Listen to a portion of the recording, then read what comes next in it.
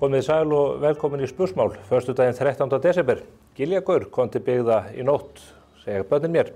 En við gengum til kosninga 30. nóvember og það sem kom upp úr kjörkössunum var á margan hátt mjög áhugavert.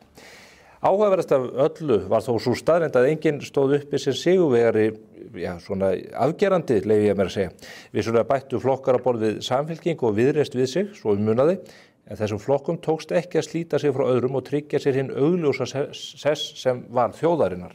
Það breytir ekki því að mjög fljótt tók líklegasta stjórnarmynstrið á þessi mynd. Kristrún Frostadóttir og Þorgerður Katrín drógu Ingu Sæland að borðinu, en það höfðu hinar tvær fyrrnefndu fyrir margt löngu stungið saman nefjum og veltu upp þeim áleitlega möguleika að þær myndu mynda meirihluta ef að þingstyrkur leyfði, en með þriðja hjólið undir vagninum ef ekki verkaðist betur til. Þriggja flokka stjórn óhjákvæmileg nú, jafnvel fjórflokka, og slíkt kallar á hinar margumtöluðu málamiðlanir. Ekkert stjórnarmynstur býður upp á annað en verulega eftirgjöf af stærstu kosningaloforðum hvers og eins flokks. En hvað sameinar valkyrjurnar sem að þær kalla sig ef að við eigum að líta á kosningaloforðin og hvað rætt var í kosningunum fram að 30. nóvember. Inga Sæland gaf kosningaloforð allra kosningaloforða þegar hún hét öldruðum og öryrkjum 450.000 krónum skatta- og skerðingarlaust. Píratar þorðu ekki einu svona pískra borgaralauna þessari stærðargráðu, en það gerði Inga eins og að drekka vatn. Samfylking og Viðreisn munu aldrei geta nema teygt sig að litlum hluta í átt að þessari hugmynd og það ljóst að engin stemning fyrir því að sækja 90 milljarða í vasa lífeyrissjóðana á ári í hverju, en þannig vildi frúin fjármagna herligheitin. Inga var lengi vel alveg þversum gagnvart hugmyndum inngöngu í ESB, en það hefur verið blautur draumur jafnaðarmanna og Viðreisnar frá upphafi. Raunar á síðanendi flokkurinn tilvist sína undir slíkum spekulasjónum. En þegar kjörstaðir lokuðust mýktist Inga upp, ekki eins svakalega og Steingrímur jóðum árið en mýktist þó. Koma verður í ljós hvort þarna sé að finna ásteytingarstein eða ekki.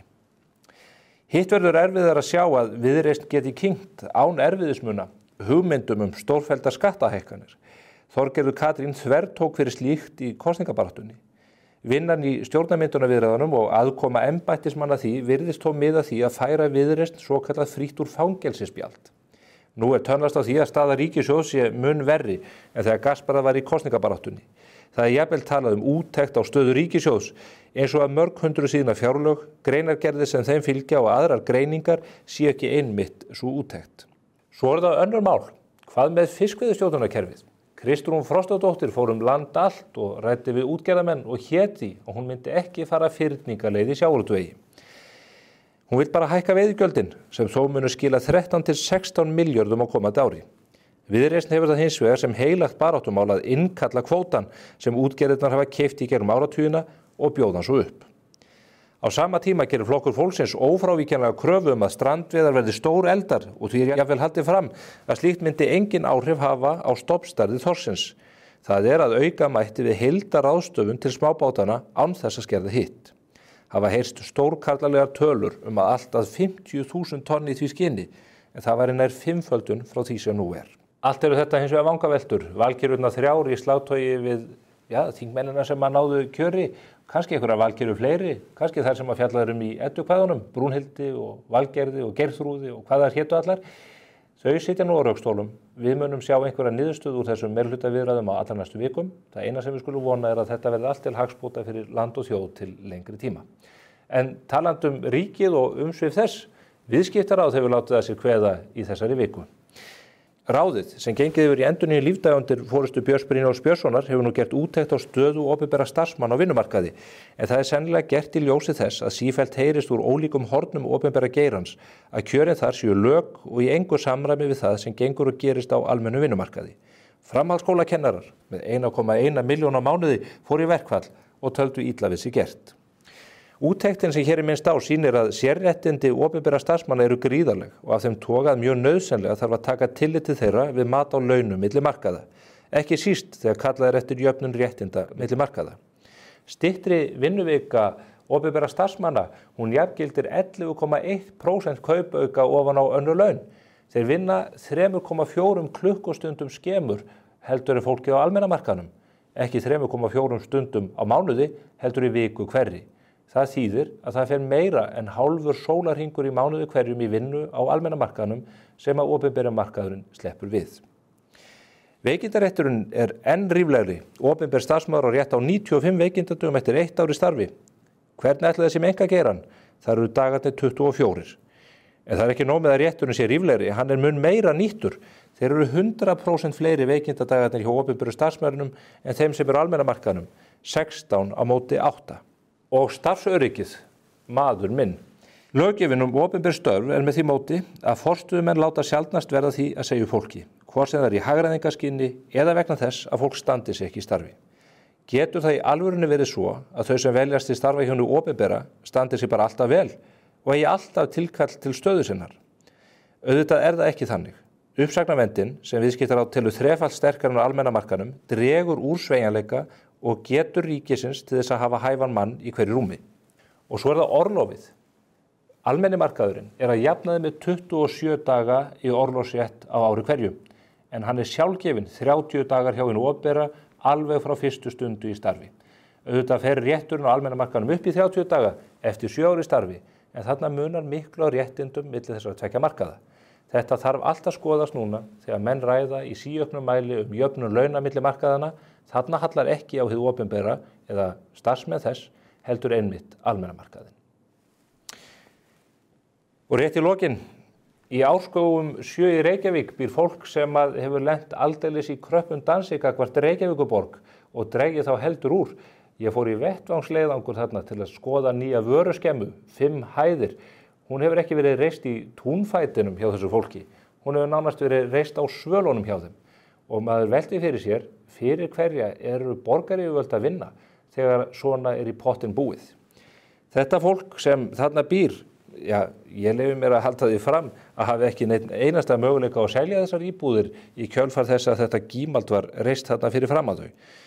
En maður veit ekki, við höfum verið að reyna að ná á leiðtogana í borginni, Einar Þorsteinsson, hvar Dóra Björt, við ættum kannski að heyri Deibi Eggersinni, vandinn sá að það næst bara ekkert í þau út af þessu máli.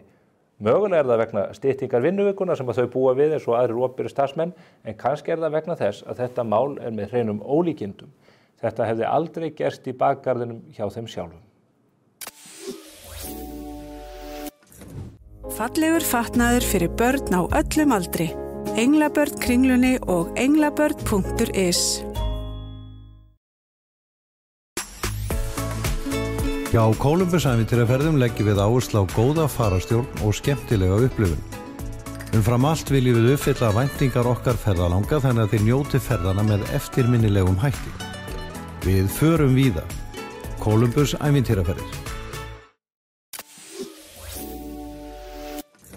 Að lokinni yfirferð ýmislegt sem hefur gengið á í vikunni, þá eru komnir hér mjög góði gestir til þess að halda þeirri iðju áfram. Það eru þau Ragnar Jónasson og Yrsa Sigurðardóttir. Þetta fólk sem þarf ekki að kynna. Við höfum öll lesið bækurnar eftir þau og erum enn að því. Velkomin, bæði tvö. Takk fyrir. Þið virkið bara ekkert úttauguð eða þreytt og að rithöfundar eðlum á samkvæmt barmið sér á þessum tíma yfir álagi, upplestri, kynningum, áritunum og öðru slíku. Nei, náttúrulega það löngu búið að skrifa bækurnar, þannig að fyrir okkur vinnan búin. Nú þetta bara skemmtilegt. Já, álagið eru skrifin. Já, í rauninni, en samt ekkert álag, þetta alltaf gaman. Já, þið að gefa út Sigurðarbókina, það kemur út, bara ein bók á ári frá ykkur báðum. Þið hafið haft það sem reglu á ykkar höfundaferli. Er það ekki svona nokkur Jú, það er bara alveg. Jú, bara einu ári, jú. Þetta er 15 bækur hjá þér. Já. Og 26 bækur. Þið hafið þetta ólíkt lagað og sér það ekki, hvenær það að klára bækurnar? Þessa bók kláraði ég bara í vor og sem var óvenju seint fyrir mig. Vor sem leið? Já. Mér er svona betra að vera aðeins, hafa tíman fyrir mér og vera þá bara geta byrjað að hugsa næstu bækur, en Yrsa, þú er búin með öðruvísi. Nei, ég kláraði þess í október. Núna í október? 20. október, já. Okay. Þannig að ég er þveröf, ég vinn svona best eiginlega þegar ég er komin í smá pressu og kremju með tíma. Útgefandinn er sennilega svona hrifnari allavega á þessu tíma. Ég myndi halda það, já.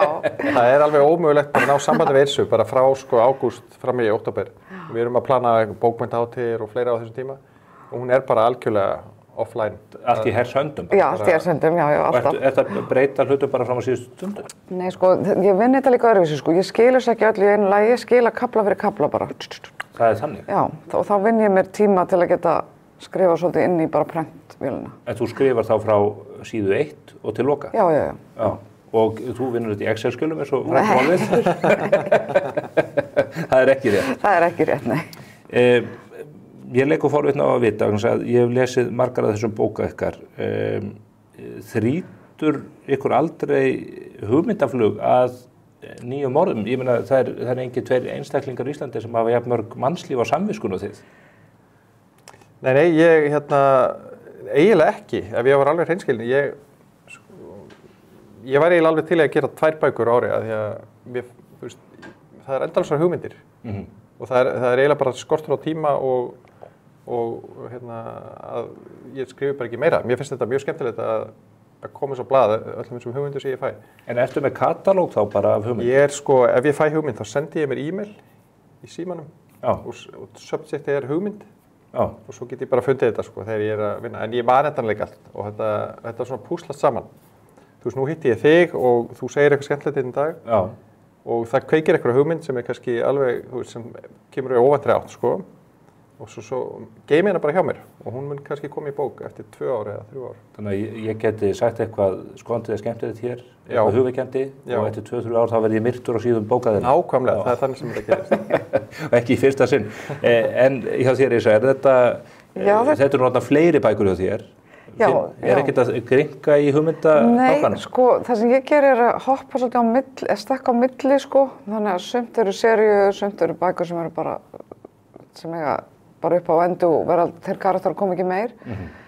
Hryllingur, glæpir, þannig að maður heldur sér ferskum svolítið með því að vera ekki alltaf að skrifa það sama. Ekki alltaf sömu persónu. Draugar til dæmis, já. Svo er þetta bara, því miður, þá er hræðilegir atburðir, það er eiginlega bara endalaust hyldýpi af alls konar. Hryllingi. Já, hryllingi, já. Þannig að þetta er uppspretta sem er bara, tekur engan endi heldur. Við erum með aðeins ólík svona áhugamál. Mitt er með þessi Agathu Kristínu, gamlar glæpasögur og Yrsa er, hræðileg morð og við vorum í Bandaríkjunum í vor og á bókmenntahátíð og ég var með börnin mín með og við vorum að keyra heim á hátíðinu og við ætlum að fara í svona að verslæðis með börnin og Yrsa var að sjá að stýra með svona Google Maps og lóðs okkur í mollið. Og eftir klukkutíma síðan þá erum við komin, nema þá hafði hún óvart slegið inn húsið úr myndinni Amityville Horror. Já, við vorum komin með 2 börn. Í staðinn fyrir að fara í moll vorum við komin á hús þar sem einhver hryllileg morð voru framinn. Raunverulega, já. Þetta er Yrsa í hnotskurðu. Já, ok, þannig að það sem þú ætti að á að ferðast ekki með Yrsu. Já, það er yfirlega það að segja. Já, aldrei ferðast með Yrsu með börn. En að því að þið nefnið uppspretta nú, auðvitað gerast líka hræðilegi hlutir í okkar samfélagi. Við erum að fjalla og það hefur gengið hér morðalda, leyfi mér að segja, yfir á Íslandi með alls kyns málum. Eru þetta mál sem að þið sjáið, það er ekki rétt að tala tækifæri, en sjáið þið yrkisefni í þessum veruleika sem við búum við, eða er þetta meira abstrakt? Þetta er meira abstrakt. Maður vil alveg, síðast sem maður vill að fara að skrifa eitthvað raunverulegan harmleik, og það sem þetta gefur manni sem höfundi og líka lesendum held ég, er að það er svona þetta loforð að illmennið fái á baukinn í lokin. Það verði eitthvað svona uppgjör þar sem að þú getur svona verið sáttur lesandi við endalókin.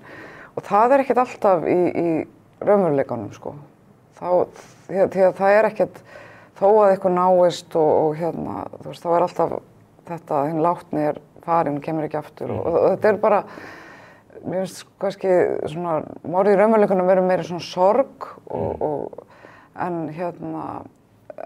en glæpasögur gera meira út á svona spennu og bara svona uppgjör. Sýkkur veruleikin alveg í raun.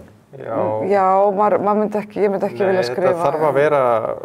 Þetta þarf að vera fjarlægt raunveruleikanum, held ég, allavega eins og ég er að gera það. Þetta er, maður er ekki, auðvitað taka á einhverjum sko, samfélagsmálefnum í leiðinni í bókunum oft, en svona glæpurinn og morðið, þetta má ekki vera of líkt raunveruleika með því fólk vill lesa, þú veist, þetta náttúrulega fólk að lesa til afþreyinga líka. Og sko á stríðsárunum til dæmis voru sko glæpasögur Bretlandi Bandaríkjunum mjög vinsælar vegna þess að þetta var einhvern veginn öðruvísi veruleiki, þetta var ekki raunverulegt, það voru glæpir, þetta var hræðilega hlutur að gerast í kringum alla sko, en menn gáttu síðan lesið sko einhverja Agathu Christie bók, það sem einmitt eins og Issa segir, það einhver glæpur og hann svona leystur snirtilegan hátt í lokin og það bara önnur tilfinning, fólk að lesa bækur held ég ekki til þess að lesa raunverulega. Leið til að flýja? Já, aðeins, já. Raunveruleikinni hins vegar sá að þú ert búinn á þessum langa og farsælega ferli að selja 6 milljónir bóka, 5 milljónir hjá þér. Ég nú bara að hugsa umhverfisverndarsamtök, fara þau ekki að reyna að beina spjótur sínum að fólki eins og ykkur? Þetta að kosta hér heilu skólendin við heiminn. Mikið af þessu eru rafbækur, Stefán. Já, hljóðbækur. Já, það er sama fólk vill ekki að við séum að framleiða rafmagn til þess að setja að knýja þær á. Já. Hvað hátt hlutfall, hver hlutdeild rafbóka orðið í þessum markaði? Ekki svo mikill á Íslandi, það var svo hlaupið yfir bara rafbókina hér sko. Farið í hljóðbók? Já, fór beint í hljóðbók. Bretland og Bandaríkjunum, þá þetta, ég veit ekki, þú veist, þetta er stór hluti, ég veit ekki nákvæmlega hlutfalli, en það 10%? Já, og það er í rauninni allt Amazon, þetta er allt Kindle. Já, salan þar, þeir eiga það markað alveg þar en önnur lönd eru náttúrulega bara með gamlu góðu bækurnar meira. En svo hljóðbækurnar hér, við sjáum bara öll þessi hljóðneysla í gegnum hlaðvörpin og í gegnum hljóðbækurnar. Finnið þið fyrir því, er fólk mikið að fara í gegnum þessa texti ykkar í gegnum eirað? Mjög mikið, já. Og það sem að hljóðbækurnar hafa gert gott held ég að gera svona gamlar bækur aðgengilegar. Þær hafa náttúrulega oftast verið bara á bókasöfnum eða á bókamörkuðum. Jólabóka bara ný stuttan tíma og svo fer fólk og þú veist, gleymir þeim einhvern veginn, það koma kannski kilju og svona, en það sem hljóðbækurnar hafa gert það allt í einu getur þú fundið allan baklista höfundarins. Þú lest einhverja jólabók og vilt vita, þú veist, hvað sé búinn að skrifa í áður og þá ferðu bara að hlusta á það. Það er, þú veist, það er aðgengilegt. Það er jákvætt, en grundvöldurinn það, sko, því að rithöfundar geti lifað á Íslandi og gefa út bækur þetta jólabókaflóð, það er sannleikurinn. Þetta er ekkert mjög flókið. Það er þessi jólabókasala heldur þessari stétt á lífi. En svo auðvitað margir sem rithöfundar sem líta öfundaraugum til ykkar því að ykkar markaðir eru einmitt erlendis. Ég fylgist með ykkur á samfélagsmiðlum og í fréttum annað og þið eru eins og útspýtt hönskin allar koppagrundir heimsins að ræða glæpasögur, kynna bækurnar ykkar árita og annað hendur. Ég er ekki á samfélagsmiðlum, ég er á samfélagsmiðlum, ég er bara svo hræðilega. Þér bregður eiginlega meira fyrir, það sér þig í slagtogi þegar það skoða draugahúsin í Ameríku. Já, akkurat. Nei, þetta er náttúrulega, það er algjör forréttindi að fá að bækurnar séu seldar og lesnar erlendis og eitthvað sem hvarflaði aldrei að mér þegar ég byrjaði að skrifa þetta sem áhugamál fyrir 15 árum. Og maður tekur því aldrei sem sjálfsögðum hlut og það er bara ótrúlega gaman að fara og hitta lesendur og fá tækifæri til þess og að þetta, að menn sé að lesa íslenska bókmenntir erlendis, það er ekkert sjálfgefið og að íslenska bækur séu þýddar á alls kyns tungumál og þetta er mikið ævintýri. Landkynning og þetta er landkynning. Einhver fróður landsins út úr landsins. Algjörlega, ég held að hver einasta íslenska bók sem selst í útlöndum er kynning á landinu og kynning á öðrum bókmenntum og öðrum listformum. Því fólk les eina bók og það vil lesa aðra og það vil síðan koma og skoða sögursviði. Talandi um bókmenntir, þú greifst hér úr bókahillunni, ég veit að þú átt mikið þess að bóka, Ragnar, svona hugmyndir að eldri bókum, af því að þú heldur þeim auðvitað á lofti líka. Þú hófst þinn rithöfundar eða höfundaferil í þýðingastarfi á Agathu Christie bókum, byrjaði ekki á því bara 15-16 ára? Jú, 17 ára. 17 ára, þá varst í því. Góða jólabækur, Jólaleyfi Poirot eftir Agathu Christie. Já, þetta er bók sem maður á að lesa á hverju ári. Því þetta er eina skipt sem þessi bók hefur komið út á íslenskri þýðingu. Þetta er frá 56 held ég. Já. Rosa svona sérmennandi gömul bók. Ekki þín þýðing, sem sagt. Nei, þetta er ekki mín þýðing. En þetta er frábær bók og gerist bara akkurat yfir jólin. Eina skálds heila bókin sem Agatha Christie skrifaði sem gerist jólin. Já. Hefðu nú mátt vera fleiri en mjög. Það þarf að fara endurútgefa þetta. Það þarf að gera það The Man Who Came to Dinner. Já, þetta er leikrit frá 1940 eitthvað cirka og þetta er mín uppáhalds jólamynd. Þetta var kvikmynda með Betty Davis. Já.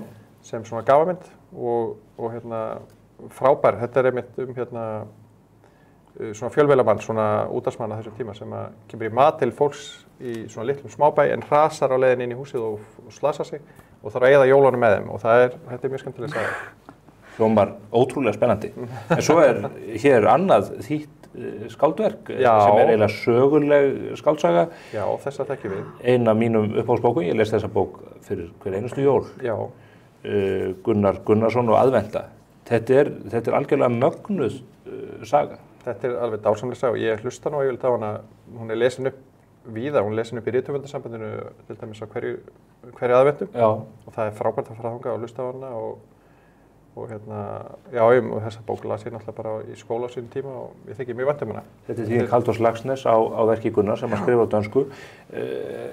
Mögnuð frásögnin að því þegar að Disney vildi gera þessu teiknimynd og Gunnar stóð harður á höfundaréttinum og það hefur sannlega orðið til þess að þessi ótrúlega saga varði ekki heimsþekkt. Já, það hefði verið alveg dásamlegt. Kannski gerist það einhvern tíma. Já, kannski er þetta sem við fjallamjólk Kjarvals, það er bara betra að halda þessum landsteinana á fyrir okkur. Hvert fólk til að kíkja á þetta líka.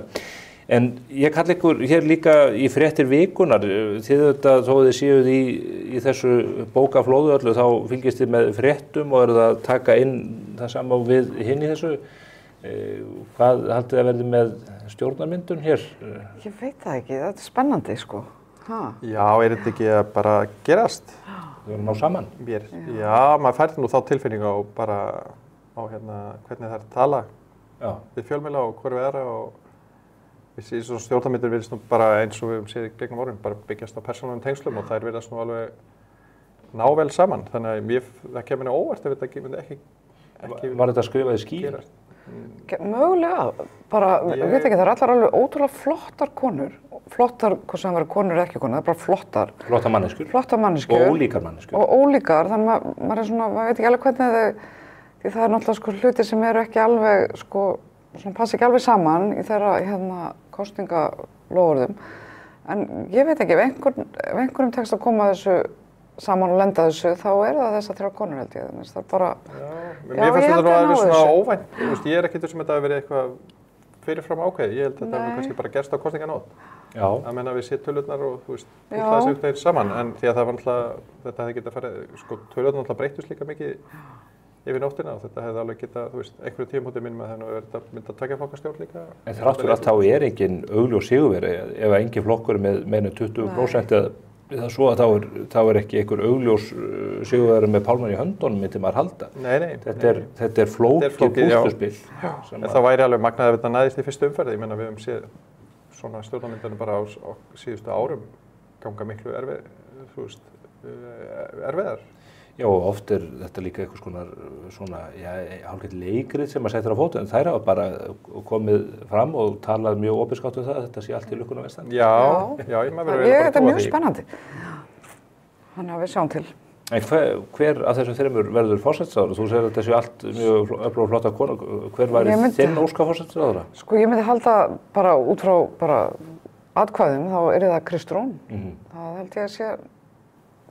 finnst mann eðlilegt, ég veit það ekki. Ég giska á Þorgerði Katrínu. Hún er alltaf líka frábær. Það er nú kannski eina af þessum þreymur sem ég þekki persónulega og veit að hún myndi standa sig mjög vel í þessu. En ég held nú reyndar að hún líka hafi kannski svolítið pálmann í höndunum því hún getur nú kannski farið í annars konar viðræður líka. Þannig að svona strategist held ég kannski á sér manneskan sem tekur. Svo hefur maður alltaf líka dæmið eins og Katrín, hún var ekki með flest atkvæðin, þannig að það getur alltaf bara allt gerst í þessu. Já, allt er umsemjanlegt augljóslega.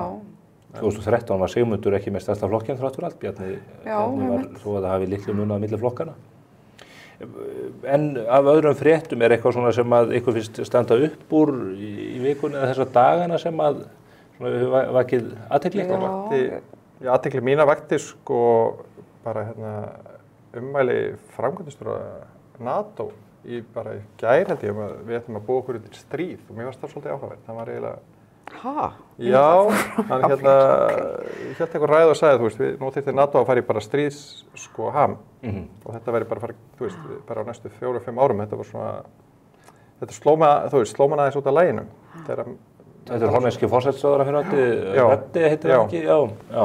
Nei, en er þetta ekki nákvæmlega það sem að Danir og Svíar hafa verið að senda bara skilaboð, almannavarna skilaboð á Jú, ég meina þetta bara þegar menn segir þetta svona upp á, þú veist, þá hugsa maður, já, ok, þetta kannski hérna, þú veist, ég meina þetta náttúrulega... Ég reyndar ég hef alltaf verið að segja manni, við þurfum að eiga svona box með ykkur svona, ef það kemur svona bara heimsenda aðstæður ykkurar. Svo var einhvern tímann í Kastljósi viðtal við eitthvað, það var þá út af sko, ef það kemi eldgos eða jarðskjálfti eða eitthvað og við fylgdum svo spennt með og það var svo lummulegt sem fór í kassan, þú veist, þetta var bara eitthvað svona útvarp sem gast, hérna, ég vildi fá svona lásboga, eitthvað, svona zombie apocalypse. En þetta er hrikalegt ef þetta er málið, en ég þarf greinilega bara að vinna í þessum kassa mínum hérna. Já, eitt mál sem ef ég má koma með hérna á borðinu, það er þetta mál í New York, þar sem að þessi forstjóri tryggingafélags er bara tekinn af lífi út á götu. Þetta mætti nú eiginlega bara, mætti halda að þetta væri tekið upp úr einhverri spennusögun. Ég var að koma þannig gær, sko. Frá Manhattan? Já, og það bara var endalaust í fréttum, þetta var bara ekkert annað í fréttum, heldur en þetta mál eiginlega, eða svona aðalfréttin. Og þetta er rosalega furðulegt, drengurinn er nú greinilega eitthvað galinn, sko. Og hann er frá, sko hann er held ég sonur ríkustu hjónanna í Minnesota, held ég, ef maður rétt. Þú veist, mikill námsmaður, allt bara í fína. Það er ekki eins og hann hafi ekki getað borgað fyrir eitthvað læknisaðstoð, þannig að maður skilur ekki alveg bara hvaðan hann er að koma. Það kemur svolítið svona óvæntir átt, en þarna kom líka fram að Bandaríkjamenn er að brjálast á þessu kerfi. Og það hafði þetta tryggingafélag sem þessi maður var yfir, ef ég skildi þetta rétt, að þá hafði þeir verið að hugsa að setja af stað einhvers konar, hérna, ekki gervigreind, en að láta sko, þegar þú sendir inn kröfu endurgreiðslu, að þá munir bara 90% vera hafnað og gátt að fólk prófi aftur. Þú veist, þannig að þetta er rosalega ljótur business. Og einhver annar tryggingafélag ætlaði að láta sko, takmarka hversu mikla svæfingu þú geti fengið frítt á þeirra kostnað, sko. Þannig ef aðgerðin staði lengur út eitthvað kæmi upp á, jú, þeir myndi borga læknarnir, þú eru þar að borga svæfinguna. Þannig hvað áttu þá að, þú veist, bara vakna upp ef þú hefur ekki efnað, þetta er allt mjög furðulegt. Brútal kerfi. Brútal og maðurinn er bara hjá sumum eins og hetja, þessi ungi, greinilega augljóslega eitthvað mikið að hjá honum. Ég var einmitt að koma frá svipuðu slóðum frá Kanada núna í fyrradag og hérna, já þú veist, þetta náttúrulega mál er augljóslega stærsta fréttamál bara í Bandaríkjunum og þar slóðir þetta náttúrulega alveg með ólíkindum. Sko. Ég fer þetta ekki að kalla þá bara á aukna öryggisgæslu á forstjóra umdeildra fyrirtækja? Fólk hlýtur að hugsa sér gangi í því. Það eru þekkt þetta með forstjóra í vopnaframleiðslu fyrirtækja, Rheinmetall í Þýskalandi og annað þar sem að jafnvel rússar eða einhverjir allar aðra dögum en ekki einhver drengur með skambis út á götu. En það var sagt, komið fram í fréttum úti, að allir sko yfirmenn svona stóra allana tryggingafélaga væri núna konur bara með sko vopnaða bara lífverði bara allan hringinn í kringu sig sko. Sama hvert þeir færu. En önnur stór frétt í dag því að nú dóttir mín er búin að jafna sig á þessu ferði í hryllingshúsið með Yrsu. Að hérna stóra fréttin hjá mér í dag er að Taylor Swift á afmæli, hún er 35 ára í dag.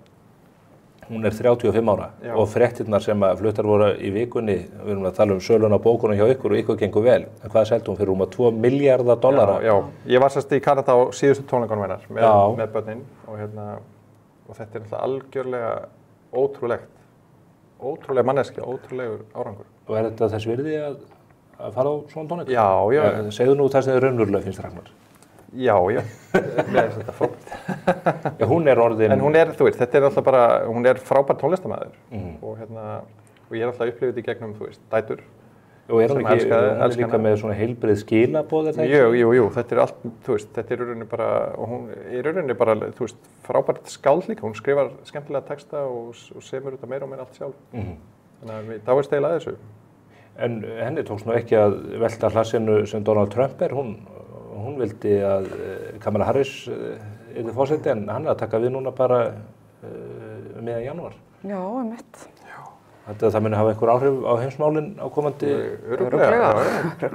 Já, ég meina það er náttúrulega kannski líka ástæðis að NATO er að, þú veist, stíga aðeins upp núna, menn vita náttúrulega hvernig Bandaríkjamenn munu... Ég meina óttast að hann muni að halda til streitu kröfunum að þjóðirnar greiði sem réttláta skerf. Sagt það ítrekkað, sko.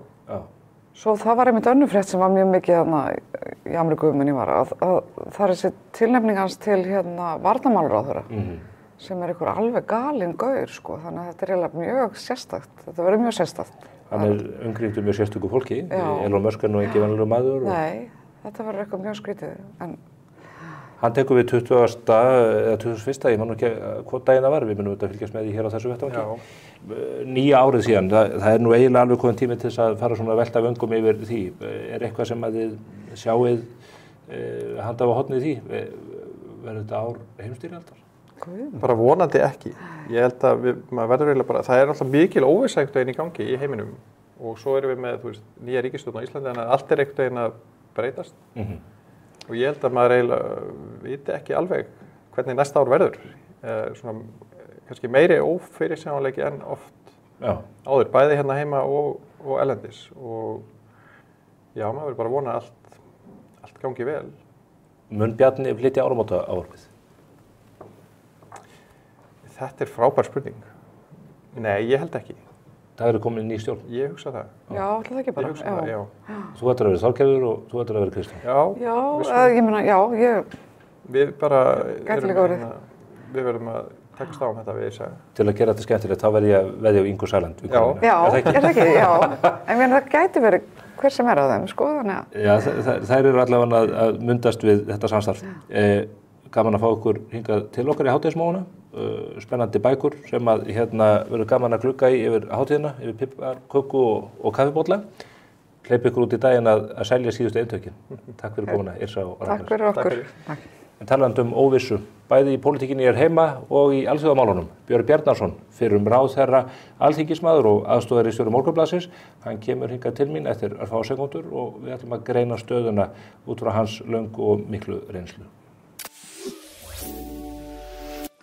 Við erum Ice Guys, þið veitum náttúrulega ekkert hverju við erum. Það er ekkert víst að við séum að fara í fangelsi. Guten Morgen, liebe Leute. Hvað gerðirðu við bókin peningin okkar á? Ice Guys 2. Horfðu núna. Við erum bara með notalegar jólagjafir. Kósí heilsuinniskór, gjöf sem verður elskuð og notuð alla daga. Betra bak. Lexus RX. Komdu og reynslagtu RX 450h Plus Plug-in Hybrid. Þín býður óviðjafnaleg upplifun. Lexus Kauptúni.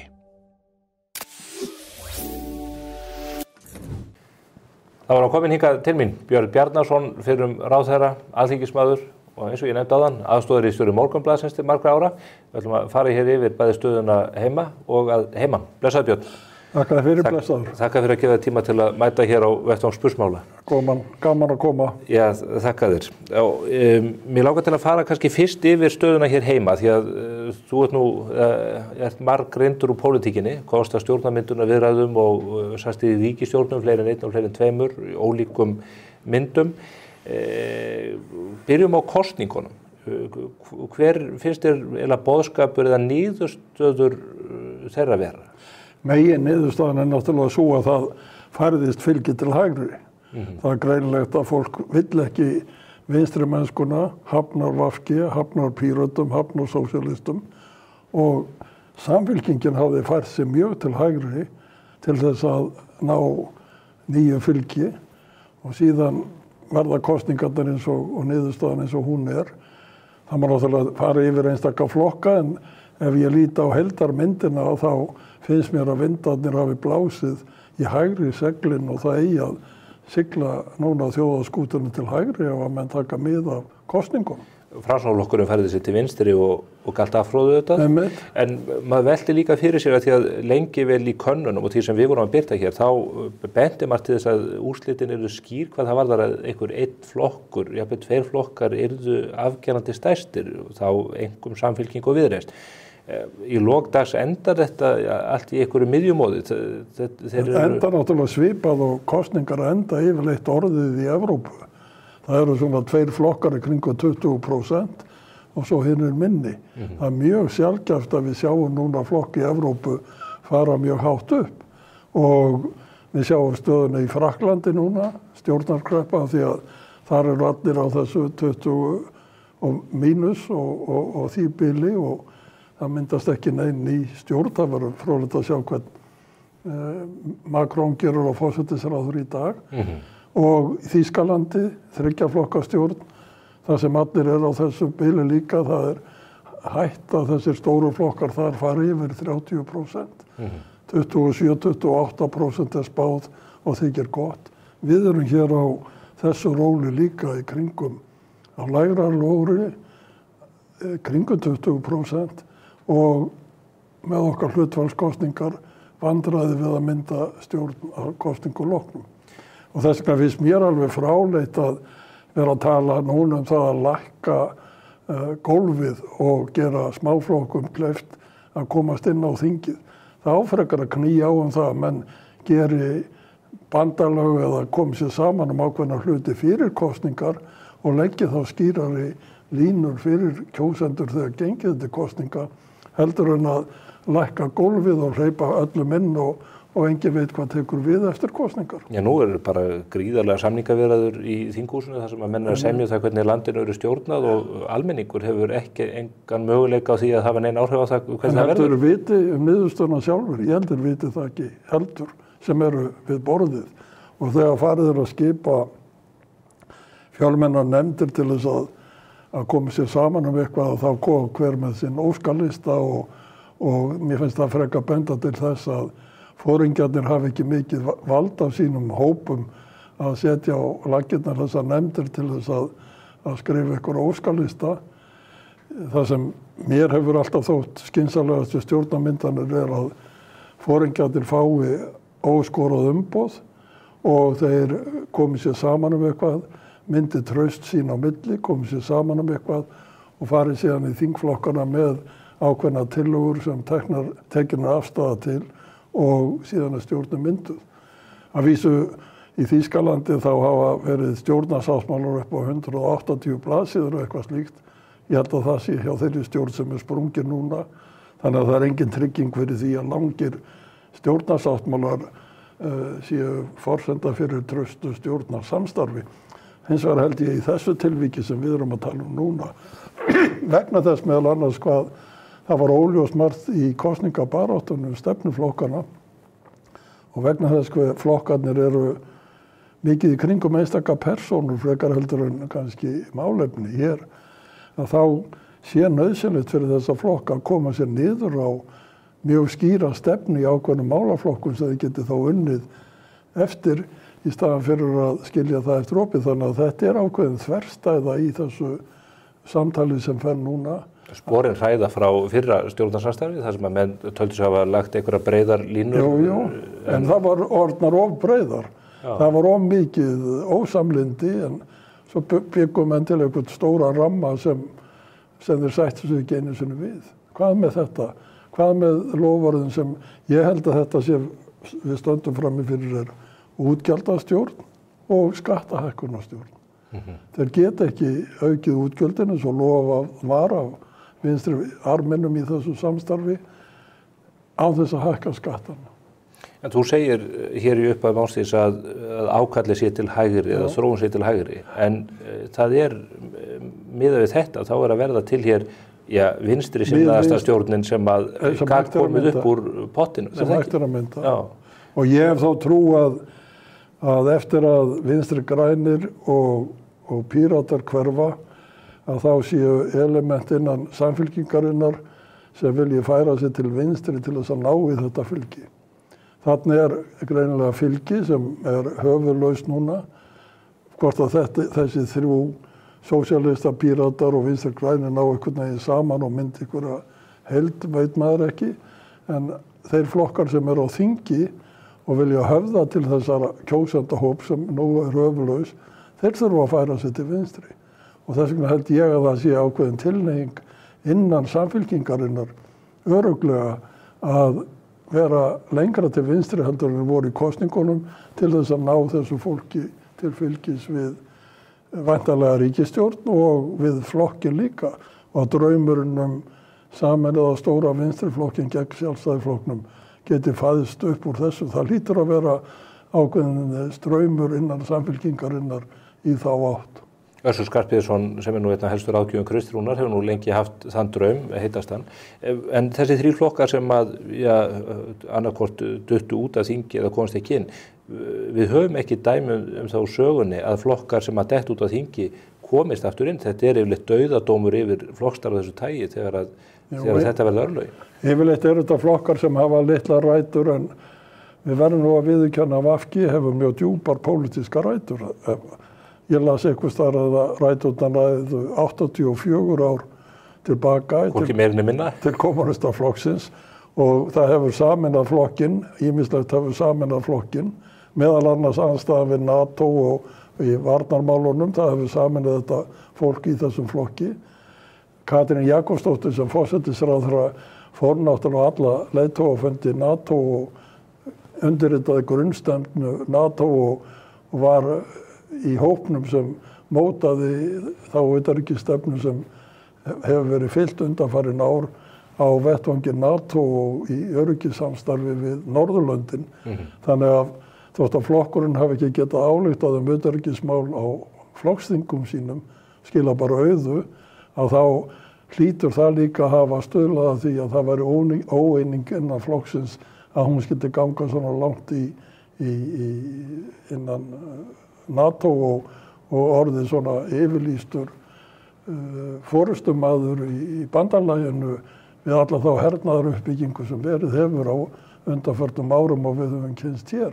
Var það Katrín þá sem gekk að VG dauðu frekar heldur en Svandís og bakslagangurinn í henni? Ég held nú að Svandís hafi minnst oft rekið naglan í kisturna því að, og þeir sem fluttu tillögun á landsþingi VG að ætla að slíta stjórnarsamstarfinu að það er bara að gera það á þeim tímapunkti sem þeim hentaði.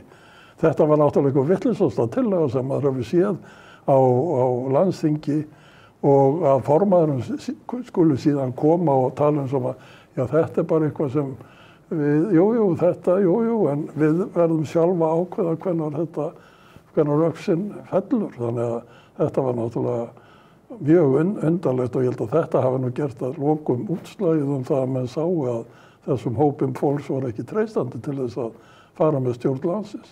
Það var nú einn af flutningsmönnum þessara tillögu sem stendur hún uppi með Pálmann í höndunum, orðin formaður VR fyrir alla þessa atburðarás. Já, það er skrítið. Halla Gunnarsdóttir. Halla Gunnarsdóttir, hún er komið þarna í forystusæti í VR eftir að hafa flutt þessa tillögu og Ragnar Þór hljóp inn í flokk fólksins. Þráttur allar yfirlýsingar hans að hann ætlaði að stofna eigin flokk. Hvernig heldur að hann sé í þessum stjórnarmyndunarviðræðum? Hvernig heldur að hans sjónarmið nái fram að ganga í þessum viðræðum? Ég get rétt ímyndað mér það. Nei, ég ímyndað mér að það gerist ekki.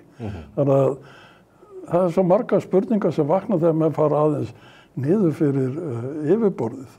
Það er alveg skiljanlegt að það er 3 konur sem standa í forystunni og þær tala að þetta gangjald og það sé alltaf verið að tala við erum að fara að skrifa texta, það verður ekki fyrir jól, það verður fyrir áramót.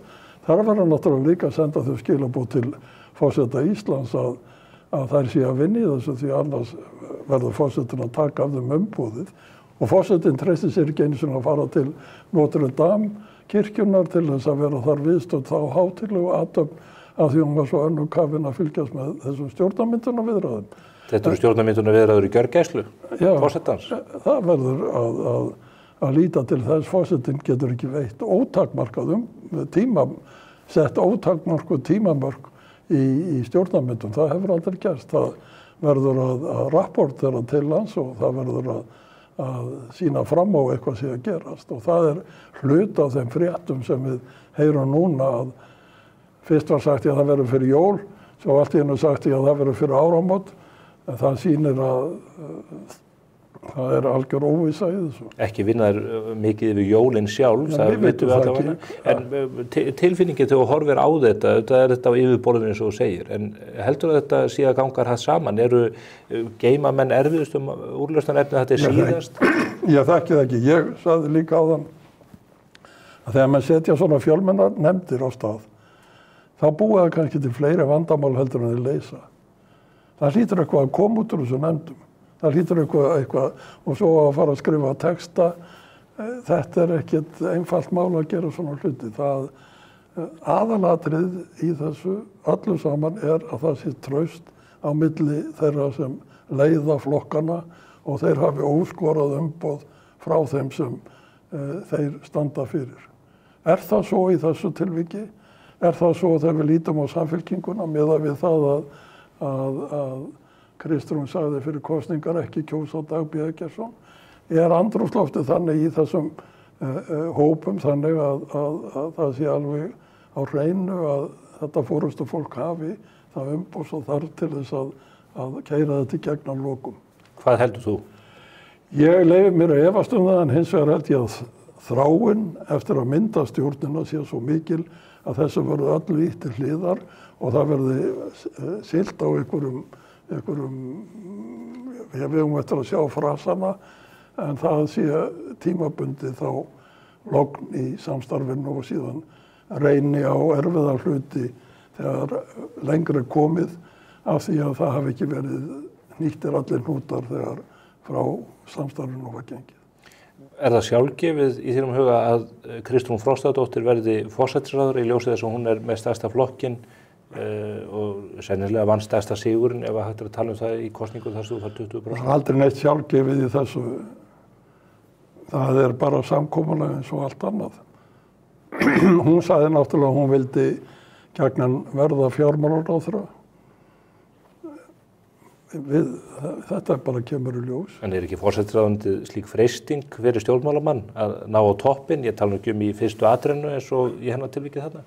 Jú, það getur vel verið en ég held að aðalatriðið sé náttúrulega það að menn komi sér saman eitthvað sem þeir eru sammála Þannig að þeir fara ekki að rífast kannski þetta opinberlega og það verður kynnt eitthvað í því. Ég nú ekki mikið fyrir að spá slíka hluti, það kemur í ljós.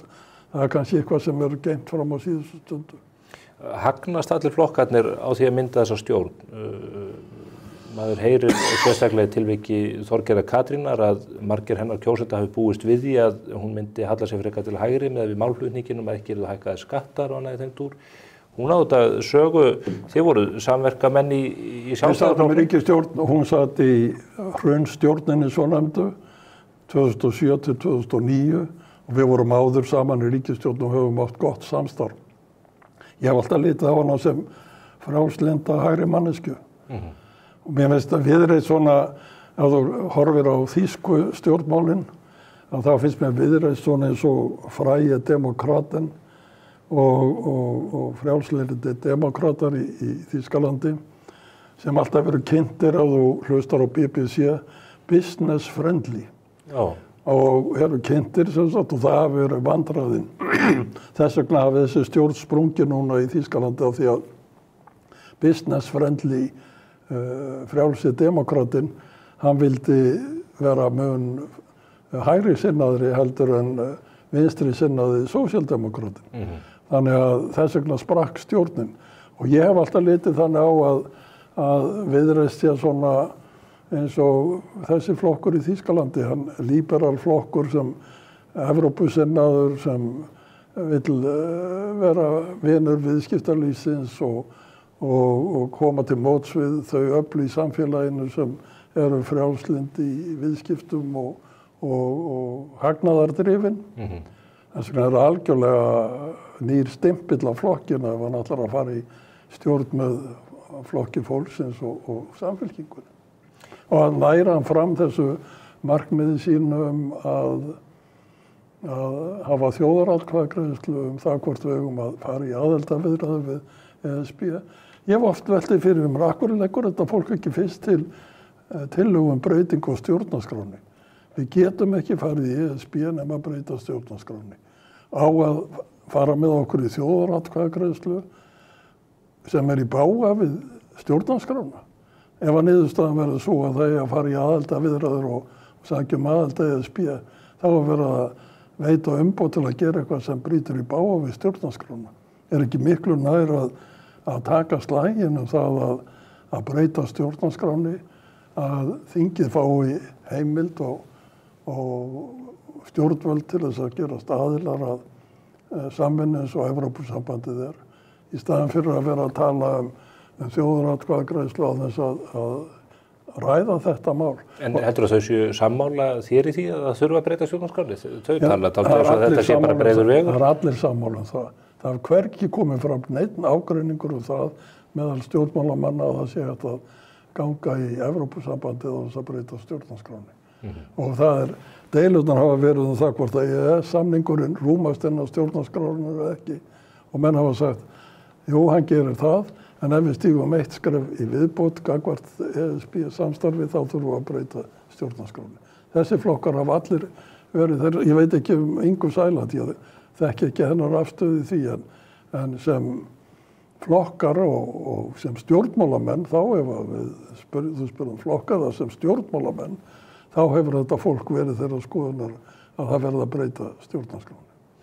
Þú nefnir Evrópusambandið, færum okkur aðeins yfir á alþjóðasviðið. Það hafa auðvitað verið hver stórtíðindin á fætur öðrum sem hafa komið upp hér á síðustu árum, auðvitað innrásin í Úkraínu, rís þar hæst, stríðið á Gaza, hryðjuverkið 7. október 2023. Núna helgina fall Bashar al-Assad, auglæknisins, ég leyfi mér að segja ógeðþekka í Damaskus.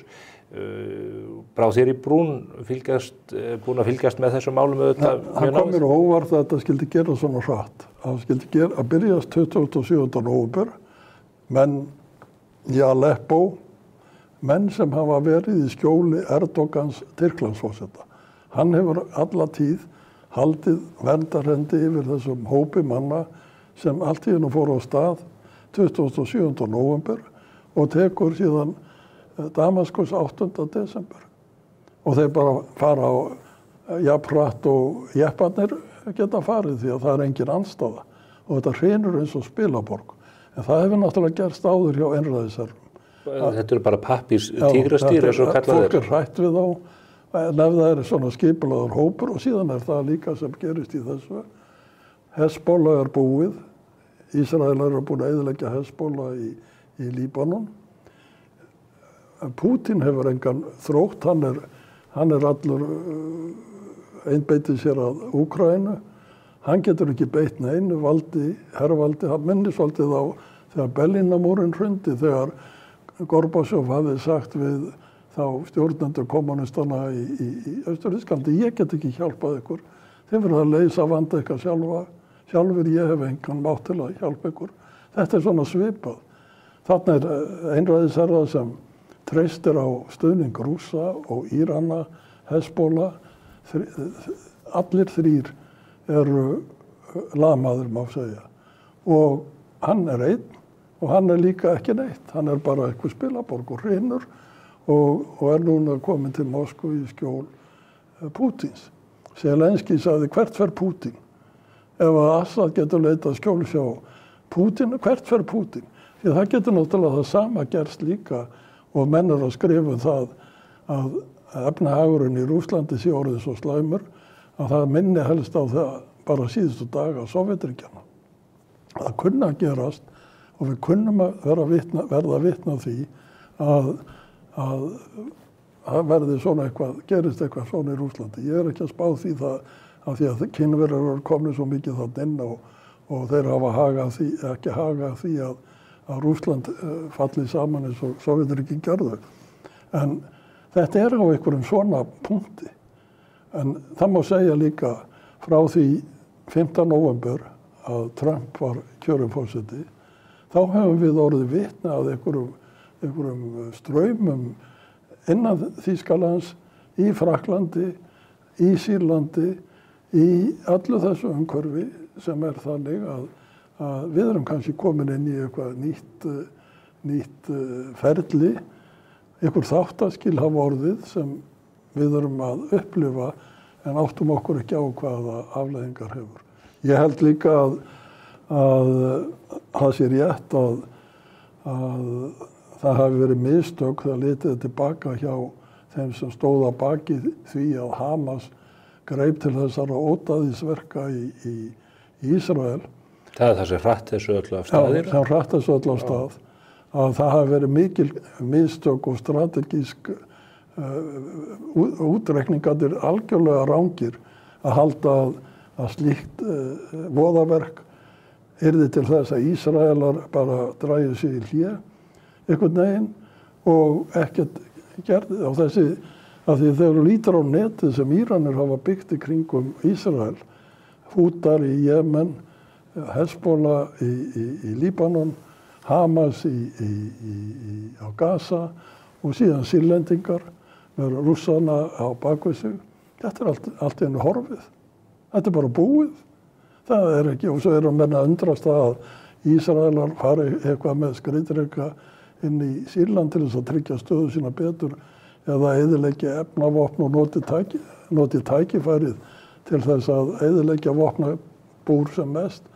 Ég meina, það liggur í hlutarins eðli. Þetta stríðsástand búið að vera þarna og þetta hluti af því stríði þar sem Rússar eru núna og spurningin núna halda Rússar flugvellinum og höfninni við Miðjarðarhafið í Sýrlandi eða ekki.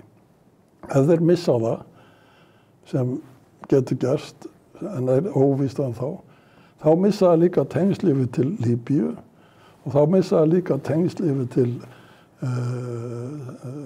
Afríku, svæðisins fyrir sunnan Sahara sem þeir hafa verið að búa, þar sem þeir hafa búið sig með Wagner hópnum og öllu þessu. Tengingarnar eru þarna í Sýrlandi. Já, og þetta tengingi, þeir verða að hafa þennan punkt til þess að geta farið á þessa staði. Og þetta eina aðgangur þeirra að hafsvæði í söðurhluta Evrópu og Miðjarðarhafi fyrir utan síðan Svartahafið og við vitum hvernig Úkraínumenn hafa eyðilagt. Það allt í klessu, Svartahafsflotinn. En hvað með þessi, hver gæti komið í veg fyrir að þeir hefðu aðgang að þessu flugvelli? Væri það Tyrkir eða væri það þessi nýju? Þessi nýju stjórnendur í Sýrlandi náttúrulega það þarf að semja við þá og Tyrkir standa bak við og það sem að lesum að Tyrkir, hvað gera þeir næst? Bandaríkjamenn eru í norðausturhorni Sýrlands með Kúrdum. Kúrdar ráða yfir olíu. Þessi stjórn núna, hún fari einhverjar olíulundir, en Kúrdar í norðausturhorninu að þeir eru öflugir og bandaríkjamenn hafa þar einhverja 900 hermenn og einhverjar orrustuþotur og annað slíkt, þannig að þeir standa með þeim. Kúrdar eru helstu óvinir Erdogans, maður botnar eiginlega ekkert í þessu hatri hans á Kúrdum. Hann virðist óttast eins og þeir kunna brjóta upp Tyrkland. Þannig að Kúrdar eru þarna og síðan eru hinnir og Kúrdar voru að tilkynna það að þeir ætluðu að breyta fána sínum og þeir ætlaðu að taka upp 3 stjörnum fánan, 3 rauðar stjörnur sem núna fáni Sýrlands. Þannig að þeir vilja starfa með þessu mönnum sem hafa náð undir sig Damaskus og Sýrlandi. En greiningin á þeim þetta íslamistar, öfgamenn, eða þetta einhverju menn sem eftir að eiga samband við. Þeir sem hafa fylgst með þeim, þar sem þeir hafa ráðið undir stjórn og með skjóli Tyrkja, þeir segja að þeir séu mjög harðsnúnir, sjaríalög, en ekki alveg talibanar, eitthvað starf á milli þarna, einhverju millistíði, þannig að það sé mjög óljóst hvernig þeir muni banna tónlist og banna áfengi og tónlist og eru strangir á því leyti, halda konum í einhverju einangrun, en hvernig þeir munu stjórna þarna veit enginn ennþá. Þannig að við erum bara að upplifa eitthvað sem við höfum aldrei kynnst á. Þeir eru búin að ráða þarna Assad-fjölskyldan í 50 ár. En talandi Tyrkina, gætu Tyrkirnir sem eru nú aðilar að NATO, gætu þeir tekið upp á því að taka yfir til dæmis þessa höfn og þennan flugvöll? Þetta þarna í túnfætinum hérna? Þetta bara niður við ströndina, þetta ekki langt, þetta ekki mikla vegalengdir. Frá Líbanon til Damaskus 60 kilometrar og Páll Postuli var hann ekki að ganga frá Jerúsalem til Damaskus. Jú. Og frá Gólanhæðunum séðu nú yfir til Damaskus og annað þeim. Þetta engar vegalengdir. Nei. En þú segir, Rússland mögulega á feisknari grunni reist þessa dagan en margan grunnar. En klerkastjórnin í Íran, þessi viðurstyggilega stjórn sem að fer með fólkið sitt og nágranna sína eins og við þekkjum, þetta afleiðing af byltingunni 1979. Kann að vera að dagar þessa stjórnarfars séu á endarunni líka? Það getur verið það. Það var sagt 2 ferðir ferðir tveggja manna hafa verið mjög sögulegar og haft mikil áhrif á heimsmálin. Og vond áhrif? Það var þegar Lenin fekk að fara með lestinni frá Sviss til Pétursborgar og þegar erkiklekkurinn fekk að fljúga frá Frakklandi til Írans 1979. Og þá var bylting gerð þar og við vitum ekki til hvers hún leiðir. Við sjáum afleiðingar hennar en við sjáum líka að þetta Persía og Íran ju gamalt stórveldi, þetta menntuð þjóð, hátæknið þjóð og menntuð menningarþjóð sem hefur verið þrýst svona niður og mikil ólga innanlands að þessi menn þeir hafa algjört hafa tök á þjóðinni. Ísrael hefur tekist að eyðileggja kjarnorku iðnaðinn hjá þeim og þeir hafa núna eyðilagt allt loftvarnakerfi Íran. Þannig að Íranir og í tíð Trumps var drepinn þarna yfirmaður byltingavarðarins sem lagði línurnar varðandi Hezbollah. Við erum að horfa á eitthvað og þegar þetta allt tengt saman, þá erum við að horfa á eitthvað sem svo mikið flókið og einkennilegt og mikið líka hervald og grimmd að við vitum ekki hvar það endar. Það sagt núna að þegar að mannst eftir því að Obama sagði að það verður beitt efnavopnum í Sýrlandi. 2012 sagði þetta. Að það verður beitt efnavopnum í Sýrlandi, þá það rautt strik sem mun leiða til þess að ég mun hafa afskipti af stríðinu þar. Efnavopnum var beitt 2013, hann hikaði og lét síðan þingið bara gerðist ekki neitt. Menn rekja nefna þetta sem dæmi það að þá hafi komið í ljós að Vesturlönd skorti þann vilja sem þurfti til þess að standa gegn þessum ódæðismönnum.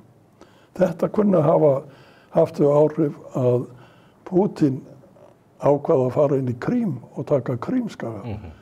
Hann hafði metið á þannig að það vantaði þann viljastyrk á Vesturlöndum að dygði til þess að svara honum á þann veg sem hefði átt að gera þegar litið tilbaka þegar hann gerði þetta. Núna erum við í þeirri stöðu að það verið að velta fyrir sér friði í Úkraínu og ef sá friður verður ekki samið hann á þeim forsendum að Úkraínumenn fái aðild að NATO eða fyrirheitum aðild að NATO að þá hann einskisvirði.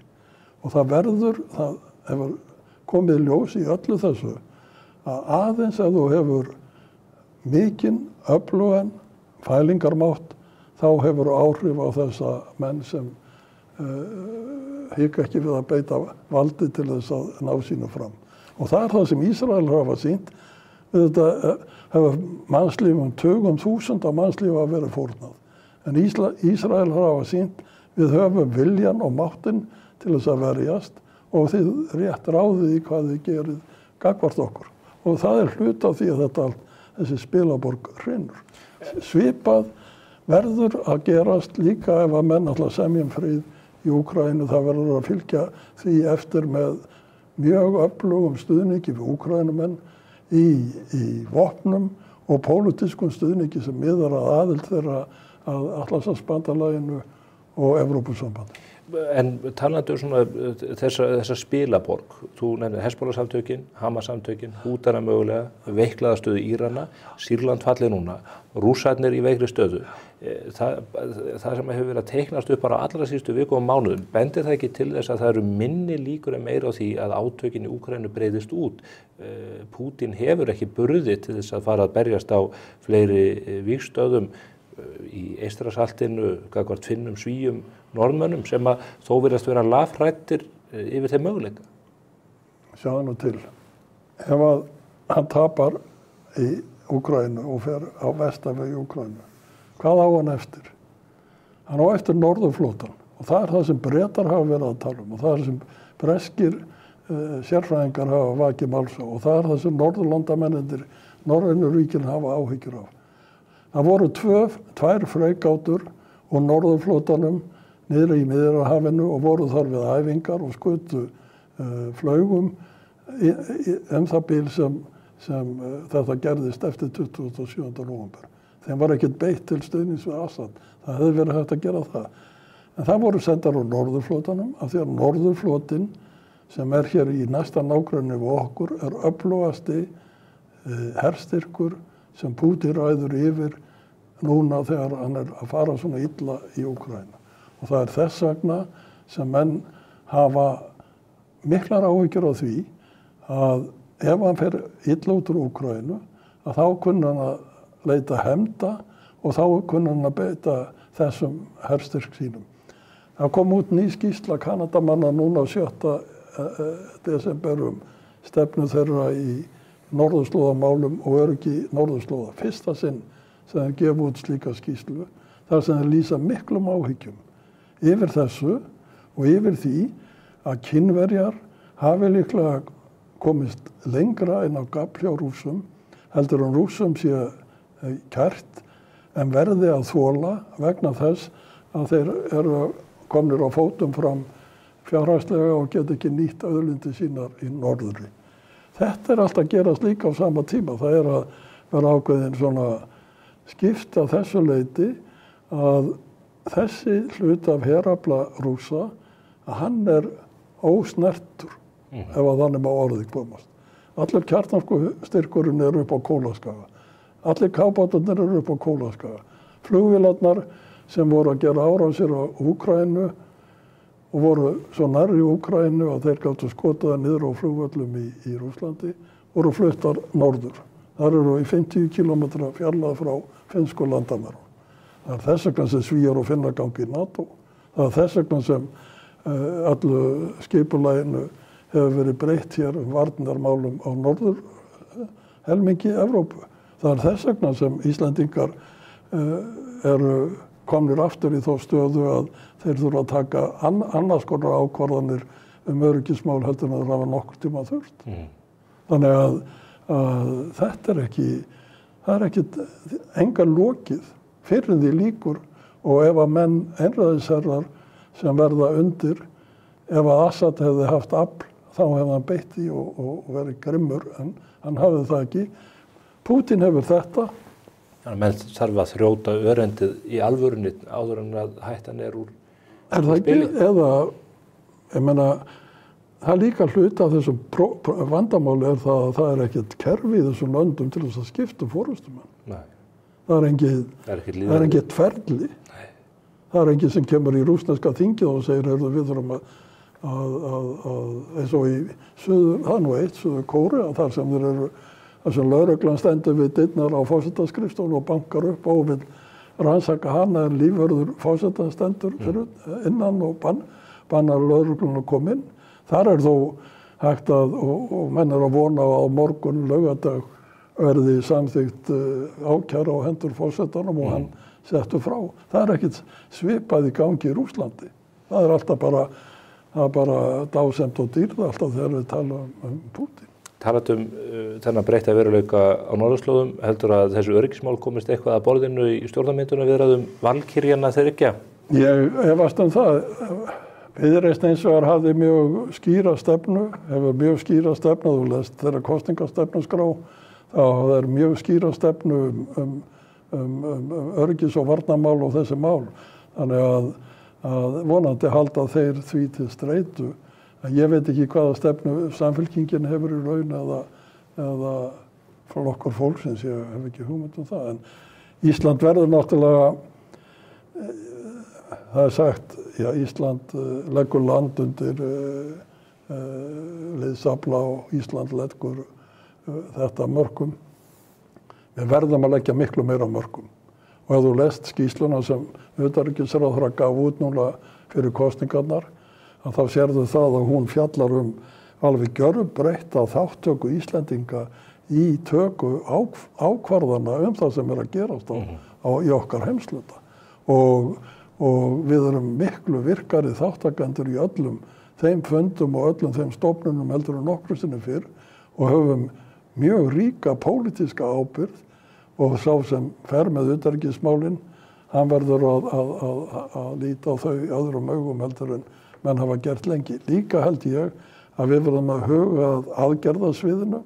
Það er ekki hægt að hafa þetta eins og það er að utanríkisráðuneytið gerir samning við Landhelgisgæsluna að sinna þessum daglegu verkefnum. Það verður einhvern veginn að setja lög um það að þessi ákvarðan að taka sér skýrari og hlutverk Landhelgisgæslunnar að þessu leyti sé betur skilgrænt. Þetta þurfum við að fara yfir í lengra máli við gott tækifæri, Björn. Tíminn á þrotum hjá okkur, en þakka þér kærlega fyrir þetta góða spjall og ég óska þér gleðilegra jóla. Sömuleiðis, þakka þér kærlega. Það var ekki meira á vettvangi spursmála þessa ágætu viku, en við verðum hér á sama tíma viku liðinni, síðasti þáttur fyrir jól. Hver veit nema þá verði ný ríkisstjórn komin á borðið og þá förum við auðvitað yfir þá stöðu eins og svo margt annað. Verðið sæl.